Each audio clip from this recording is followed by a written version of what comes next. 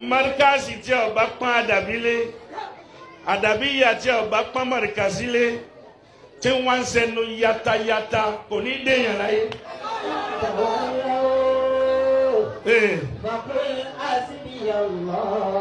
ìjókòó bàbá wa àgbárígidó gbogbo àwọn bàbá wa tẹ́ ẹ bá rẹ́ni tí ń yà lọ́tọ̀ọ̀tọ̀ ó tètè fẹ́ ya wèrè nu.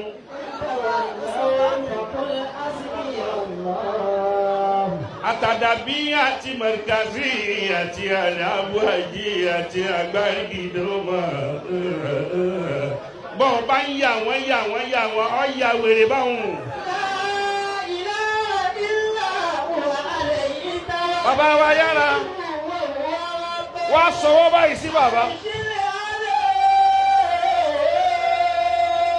ìjánu ẹ̀sìn kìí ṣe déédéé ẹnu adìẹ. gbogbo ẹni ọba lè sọ̀rọ̀. alhamdulillah adúpẹ́ fún Allah subhanahu wa ta'ala àtọ̀rọ̀kẹ́ àti gẹ̀fà nàbọ̀ Muhammad sallallahu alaihi wasallam ika Allahu azza wa jal èyí tí ó ní tán kó mọ́ bá nàbọ̀ Muhammad kó mọ́ bá wọn ará lè rẹ̀ kó sì mọ́ bá wọn sọ̀hábà rẹ̀. ẹ̀mọ̀ ya nínú Islam lórí sunnah nàbọ̀ Muhammad sallallahu alaihi wasallam gbogbo alágbọ́n tí bàbá ọ̀tẹ́ sọ nípa pé markazi tí ó bá pọ́n àdàbí tí ó bá pọ́n markazi lé ipe kò ní jẹyàn kò ní ṣe kíni kò ní jẹ́ èèyàn láyé. So bàbá ọ̀tẹ́ wá sọ̀rọ̀ débi àwọn bàbá kọ̀ọ̀kan tí wọ́n ti kọjá lọ́nlẹ̀ Yorùbá bí àwọn bàbá àgbárígidó máa àwọn Sheikh Adam àwọn bàbá Kamal oye àwọn bàbá Lágbájì àti bẹ́ẹ̀ bẹ́ẹ̀ lọ ipe ẹni tí ò bá mẹ́ni tí ó sọ ń pa wọn oye so tí bá ń lọ ń sọ ìsọkúsọ ń pa wọn nǹkan kan bẹ́ẹ̀ ipe bí ó ti gbà ya wèrè nu. Ìrẹ bàbá ọ̀tẹ́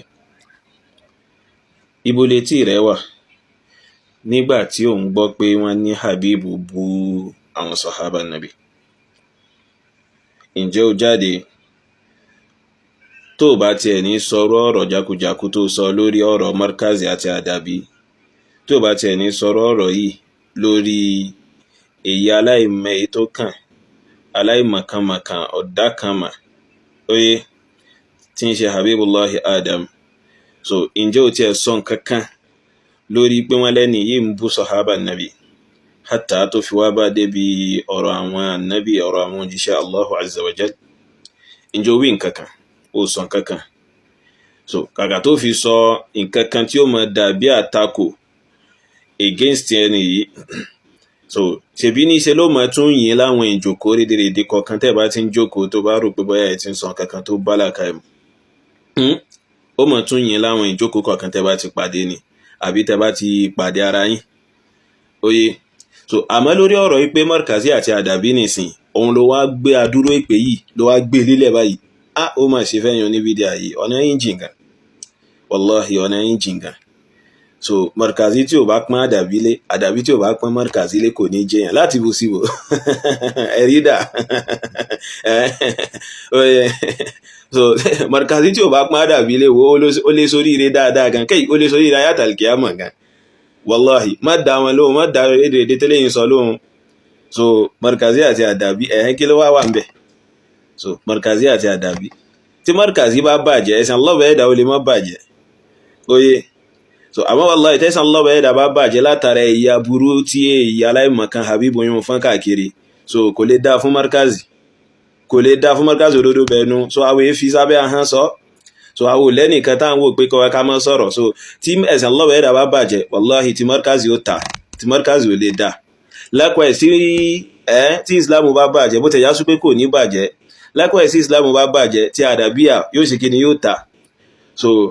ọ̀rọ̀ yìí ní ìsìn tí àwọn àdàbíyà kò yẹ kí n sọ torí àwọn àdàbíyà yìí wọ́n sì ń gbìyànjú láti já sí pé kí wọ́n ṣe dìfáàrùn fẹ́sẹ̀ Allahu azza wa jal oye so wọ́n sì dájú ẹ̀yìn markazi burúkú rédèrèdè yìí lọ láwọn ọ̀nà tó pọ̀ gan láwọn ọ̀nà tó ṣe kí ni láwọn ọ̀nà tó pọ̀ gan àmọ́ mo sọ̀rọ̀ yìí nítorí ìwọ bàbá ọ̀tẹ́ tó ń sọ pé markazi tí ò bá pọ́n àdàbí tí ò bá pọ́n markazi lé so kò ní ṣe kí ni kò ní jẹ́yàn so tó túnmọ̀ sí pé ìsàpọ́nlé markazi àbí ìsàpọ́nlé àdàbíyà nìsín òun lèyàn fi ń jẹ́yàn lọ́dọ̀ rẹ̀ bàbá ọ̀tẹ́ abẹ́ ríro rí burúkú báyìí nìsín so àwọn sahaba nabi àwọn la mọ̀ pé nínú tí téèyàn fi máa ń ta láyàtàl kìyàmà òun náà ni kéèyàn mẹ́nu bà wọn, kéèyàn máa bú wọn, kéèyàn máa sá wọn balẹ̀. Oye, so téèyàn bá fẹ́ di olórí ibú pẹ̀yànpẹ̀yàn láyàtàl kìyàmà kó kàn mẹ́nu bà wọn sàhábà ànábì kó sì máa sá wọn balẹ̀, kó máa kó wọn bolẹ̀, kó máa ṣe gbogbo ẹ̀, kó máa lálàsí wọn. So òun lórí tó ń ṣẹlẹ̀ sí Habibu yẹn. So kò sí ìṣẹ̀lẹ̀ sí tán tí ò bá dẹ́kun Allah bá ẹ̀dá sì ń bọ̀ fún. So second round inshallah alazim. Oye, so wá di bí ọ̀rọ̀ Adabiya àti Markazi ní sọ wá sọ pé tí wọ́n bá pọ́nra wọn lé wọn lè jẹ́yàn àbá nítorí kí nìyẹn, nítorí kí nìyẹn, so nítorí kí nìyẹn. So gbogbo àwọn ọ̀rọ̀ jákujàku, ọ̀rọ̀ kẹ́tẹ̀kẹ́tẹ̀, ọ̀rọ̀ rédèrèdè oye tí ò tiẹ̀ nítumọ̀ kankan, so tó túmọ̀ sí wípé nísìn so tábàtẹ̀ wá di pé bóyá Adabiya àwọn náà wá yọ ẹsẹ̀ gẹ̀rẹ́ wọ́n á bẹ̀rẹ̀ sí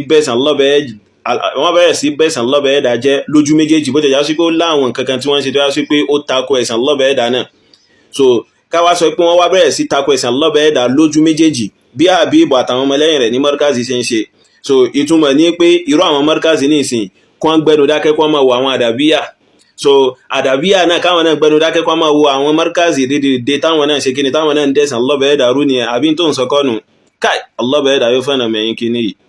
So ọ̀nà yín jìn gan lẹ́yìn oníbídíà yìí, ìròrí burúkú. So ìwà Adabiya tó bá gbọ́ tí Markazi sọ̀sọ̀kúsọ̀ ṣe rọ́dù fún wọn, oye wọn ní bí wọ́n ti ṣe pẹ̀lú àwa nítorí wọ́n mọ̀ pé Markazi náà làwa náà ti bẹ̀rẹ̀ kéwú wa. So ká lọ́bẹ̀ ẹ̀dà tó ní ká ṣe kíni ká yà lọ àwọn bòmí, oye báyìí ṣe rọ́dù fún wọn kò sí nǹkan kan. So ẹnu lásán ni wọ́n ní, wallahi ẹnu lásán ni Markazi ní, ẹnu wọ́n lè fẹnu rí sánmà bọ̀, ṣe rọ́dù fún wọn àmọ́ pẹ̀lú ìmọ̀. Tó bá fi ìmọ̀ ṣe rọ́dù fún èyíkéyìí tó bá ń ṣe má jẹ́ kó jọ lójú, oye. So tó bá tún sọ̀rọ̀ tó bá níṣe pọ̀ pẹ̀lú ìmọ̀, tó bá gbá wọn mú farabalẹ̀ ṣe rọ́dù ìmọ̀ fún wọn. So rédèrèdè